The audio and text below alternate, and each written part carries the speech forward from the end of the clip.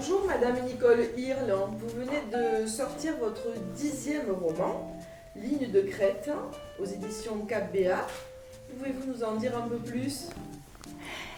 Ce 10e roman s'inscrit dans la réalité historique de la retirade, la guerre de 40 et la Hicate, en Haut-Conflans et en Val-Espy.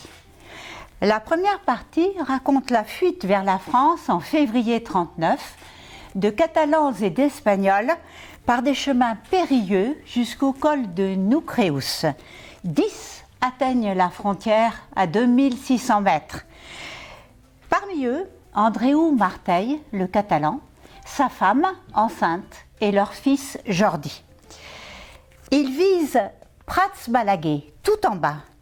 Les péripéties se multiplient, le lecteur accompagne les exilés dans leurs tragiques épreuves par un froid insoutenable en haute montagne, mais aussi dans leurs moments privilégiés de fraternité solidaire.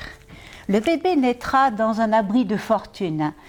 Andreu et ses enfants seront recueillis dans un hameau par de généraux conflantois, les Rubira, dont le fils deviendra un frère pour Jordi. Le vécu des enfants a une charge importante, car traversant une époque sombre, il représente l'avenir, l'espoir, un désir et une joie de vivre.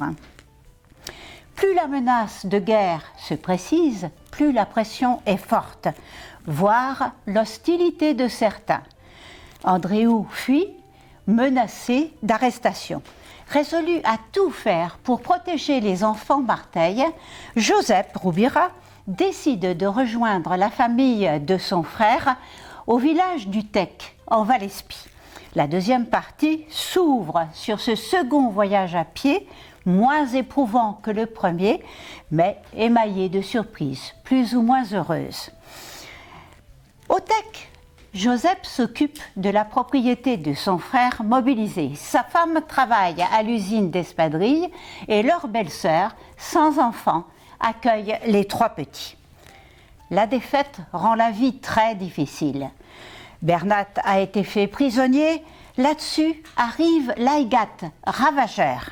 Je voudrais que le lecteur ressente intensément, avec mes personnages confrontés à l'indicible, cette catastrophe que nul Catalan n'oublie. Bernat revient de captivité, Andreus aussi, marqué à jamais par ces années de souffrance.